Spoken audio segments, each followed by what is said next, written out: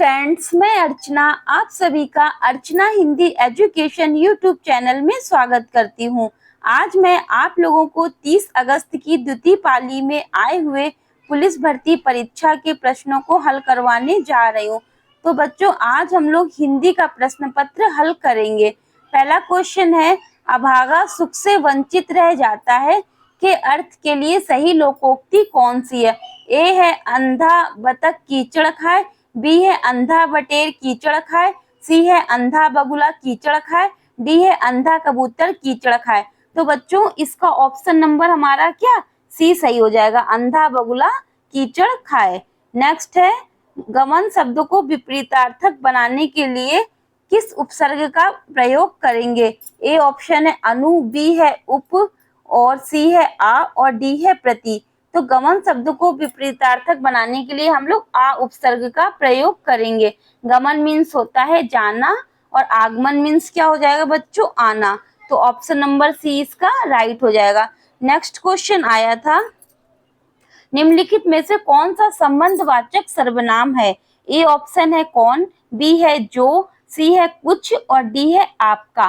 तो इसमें जो बी ऑप्शन है जो, वो हमारा संबंधवाचक सर्वनाम हो जाएगा, क्योंकि एक बोलते नहीं है जो बोगे सो काटोगे। तो जो और सो में क्या है, संबंध है। तो यहाँ पे जो हमारा क्या हो जाएगा, संबंधवाचक सर्वनाम हो जाएगा। नेक्स्ट क्वेश्चन आया है, कारक के कितने भेद हैं? तो साथियों, कारक के हमारे हिंदी में 8 भेद माने गए हैं। यही अगर संस्कृत में क्वेश्चन पूछता कारक के कितने भेद हैं, तो हम लोग 6 टिक करते। संस्कृत में 6 हैं, जबकि हिंदी में कारक के 8 भेद हैं। नेक्स्ट क्वेश्चन आया है, इनमें से किसके रचनाकार तुलसीदास नहीं है?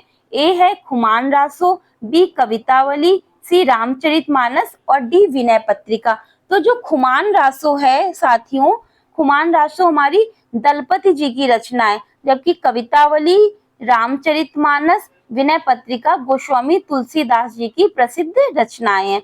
नेक्स्ट क्वेश्चन आया है, स्वर ए का उच्चारण स्थान कौन सा है? ए ऑप्शन है ओष्ठ, बी है कंठोष्ठ, सी है दंतोष्ठ, और डी है कंठ तालव्य।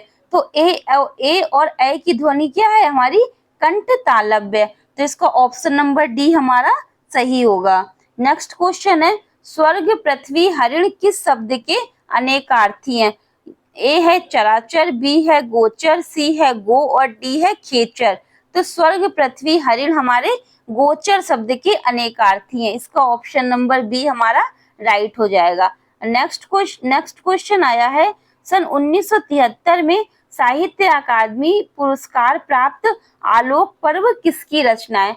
तो साथियों, जो आलोक पर्व है वो हमारी आचार्य हजारी प्रसाद द्विवेदी जी की प्रमुख रचना है। तो आलोक पर्व हमारी किसकी हो जाएगी, हजारी प्रसाद द्विवेदी की। जबकि जो भीष्म साहनी है, भीष्म साहनी की रचना का नाम तमस है। भीष्म साहनी किसकी रचना हो जाएगी, तमस है। और भवानी प्रसाद मिश्र के बारे में अगर पूछता है तो बुनी हुई रस्सी भवानी प्रसाद मिश्र जी की प्रमुख रचना है। जबकि अगर शिव मंगल सिंह सुमन की रचना आती है तो इनकी मिट्टी की बारात बहुत इंपॉर्टेंट है। तो मिट्टी की बारात अगर पूछेगा तो हम लोग बोलेंगे शिव मंगल सिंह सुमन। नेक्स्ट क्वेश्चन आया था, 2002 में 2 पंक्तियों के बीच कविता के लिए साहित्य अकादमी पुरस्कार किसे दिया गया? तो 2002 में 2 पंक्तियों के बीच कविता के लिए राजेश जोशी जी को साहित्य अकादमी पुरस्कार से सम्मानित किया गया था। नेक्स्ट क्वेश्चन है, स्वर संधि कितने प्रकार के होते हैं? ए है 5, बी है 2, सी है 3, और डी है 4। तो बच्चों, स्वर संधि हमारी 5 प्रकार की होती है। स्वर संधि के हमारे 5 भेद मानेंगे, जो कि दीर्घ स्वर संधि, गुण स्वर संधि, वृद्ध स्वर संधि, यण स्वर संधि, और अयादि स्वर संधि। ये हमारे स्वर संधि के 5 प्रकार माने गए हैं। नेक्स्ट क्वेश्चन है, वह घर से बाहर गया, इस वाक्य में से कौन सा कारक है? अब यहाँ पे फिर कारक से क्वेश्चन आ गया, वह घर से बाहर गया, तो वह क्या हुआ, घर से अलग हो गया। तो इसमें हमारा अगेन अपादान कारक हो जाएगा। अपादान कारक लगभग सारी ही शिफ्टों में पुलिस के पूछा गया है।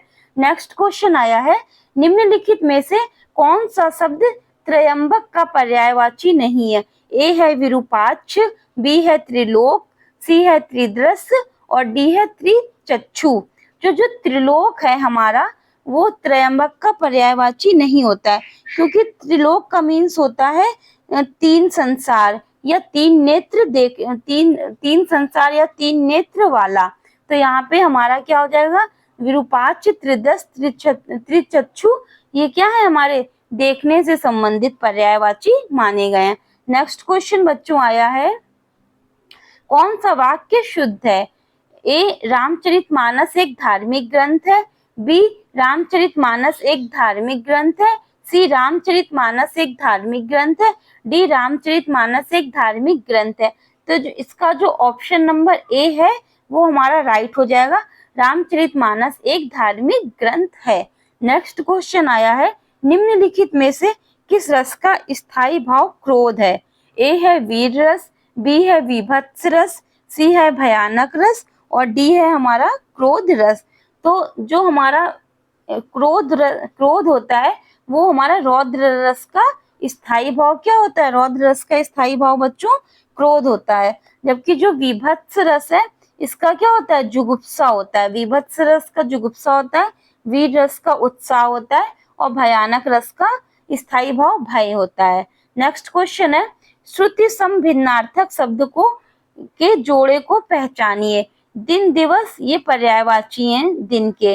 अपेक्षा, उपेक्षा, अपेक्षा मीन्स होता है हम किसी से अपेक्षा करते हैं कि हमें इससे ऐसी चीज मिल जाएगी, और उपेक्षा होता है किसी को इग्नोर कर देना।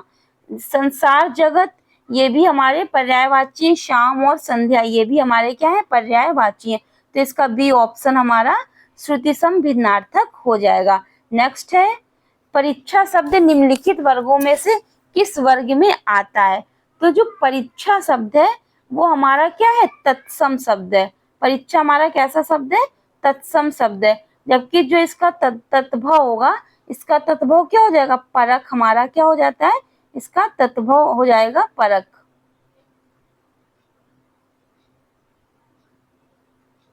परक हमारा तत्भव हो जाएगा। नेक्स्ट है, कर्म वाच्य में प्रधान होता है। तो कर्म वाच्य में साथियों कर्म की प्रधानता होती है, जबकि भाव वाच्य में भाव की प्रधानता होती है और कर्ता वाच्य में कर्ता की प्रधानता होती है। तो इसमें हमारा ऑप्शन नंबर डी सही हो जाएगा। चंद्रमा तथा ब्राह्मण के लिए एक शब्द है। ए ऑप्शन है श्रेष्ठ, बी है सोम, सी है द्विज और डी है वर्ण। तो चंद्रमा तथा ब्राह्मण के लिए हम लोग द्विज वर्ण का यूज करते हैं। नेक्स्ट क्वेश्चन आया है, पंकज में कौन सा समास है? ए है द्वंद्व, बी है कर्मधारय, सी है दिगु, डी है बहुव्रीहि। तो पंकज में हमारा बहुव्रीहि समास हो जाएगा, क्योंकि इसमें क्या है? तीसरा अर्थ निकल रहा है। जिस समास में तीन पद मतलब दो पद प्रधान ना होकर तीसरा पद प्रधान होता है, वहां पे हमारा क्या हो जाता है? बहुव्रीहि समास हो जाएगा।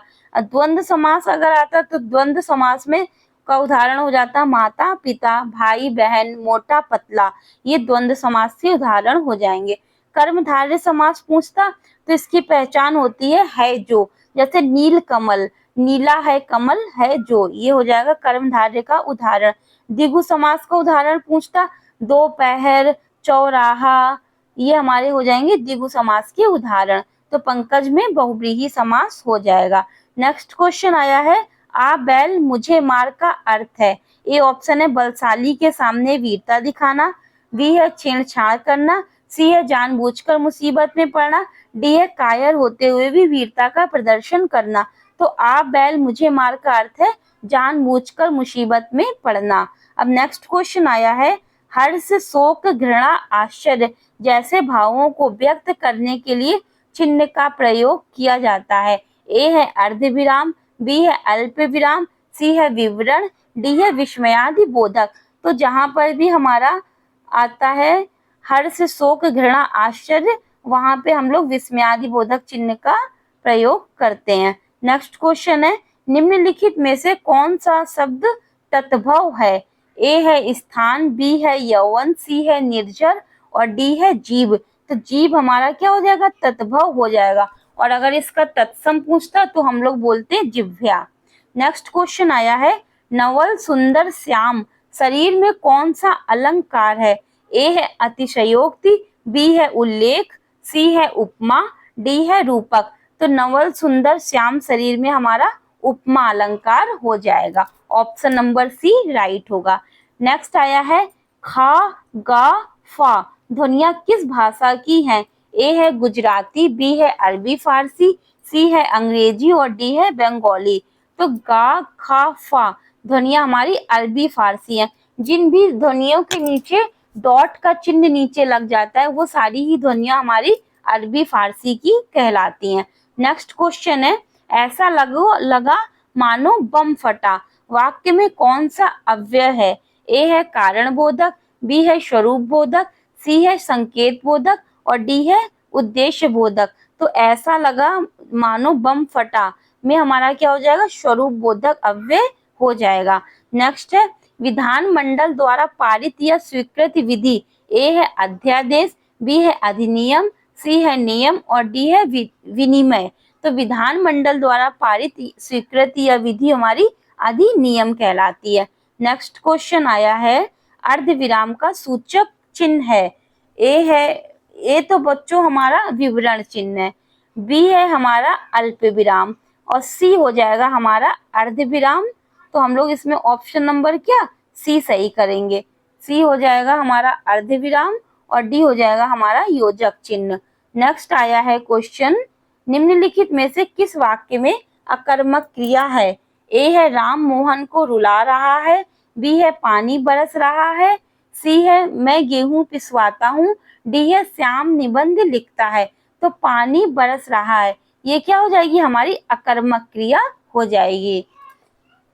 नेक्स्ट क्वेश्चन है निम्नलिखित प्रश्न में 4 विकल्पों में से उस विकल्प का चयन करें जो दिए गए शब्द युग्म का सही अर्थ का सही विकल्प हो। ए है सूची और सूची, ए ऑप्शन है सूची रश्मि, बी है चाह हुआ या तालिका, सी है सुई या तालिका, डी है पवित्र रचना। तो सूची मीन्स होता है सुई और सूची मीन्स होता है तालिका। तो ऑप्शन नंबर सी इसका राइट हो जाएगा। नेक्स्ट क्वेश्चन है निम्नलिखित में से एक वाक्य में विशेषण का प्रयोग नहीं हुआ है। वह परिश्रमी भी है, वह विद्यार्थी है, वह लड़का विद्यार्थी है, वह प्रबुद्ध विद्यार्थी है। इसका विशेषण इसमें तो परिश्रमी विशेषण मिल गया, इसमें लड़का हमारा विशेषण हो जाएगा, इसमें हमारा प्रबुद्ध विशेषण हो जाएगा, जबकि वह विद्यार्थी है में विशेषण का प्रयोग नहीं हुआ है। तो ऑप्शन नंबर बी इसका राइट हो जाएगा। नेक्स्ट क्वेश्चन है अन्य से अनन्या किसकी रचना है? तो अन्य से अनन्या हमारी प्रभा खेतान जी की प्रमुख रचना है। अर्ध शब्द का समभिन्नार्थक क्या है? तो अर्ध शब्द का समभिन्नार्थक क्या होगा? ए ऑप्शन है मूर्ख, बी है पूजनीय, सी है रूप और डी है पाप। तो अर्ध का हो जाएगा पूजनीय। हम लोग कहते नहीं हमने भगवान को अर्ध दिया, तो अर्ध हम किसको देते हैं? जो हमारे लिए बहुत पूजनीय होगा। तो ऑप्शन नंबर इसका भी राइट हो जाएगा। ओके बच्चों, तो हमारा क्वेश्चन पेपर खत्म होता है। अगर आपको मेरा वीडियो पसंद आया हो तो प्लीज मेरे चैनल को लाइक कीजिए, सब्सक्राइब कीजिए। ओके बच्चों, जय हिंद।